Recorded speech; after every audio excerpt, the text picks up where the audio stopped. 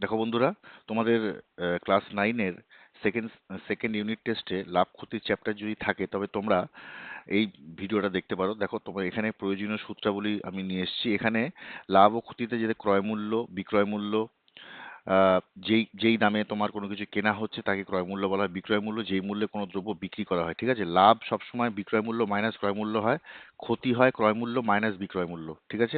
যদি শতকরা লাভ যদি বের করতে হয় তাহলে মোট লাভ বাই ক্রয় মূল্য ইন্টু 100, আর শতকরা ক্ষতি যদি হয় মোট ক্ষতি বাই ক্রয় মূল্য ইন্টু 100, ঠিক আছে?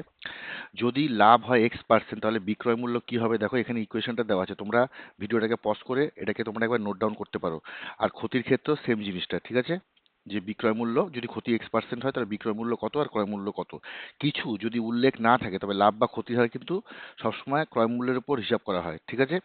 আর কোনো দ্রব্য যে দামে বিক্রি হবে বলে প্রস্তাব বা আন্দাজ করা হয় তাকে ধার্য মূল্য বলে। এবার ধার্য মূল্যকে তালিকা মূল্য বা প্রস্তাবিত বিক্রয় মূল্য কিন্তু বলা হয়।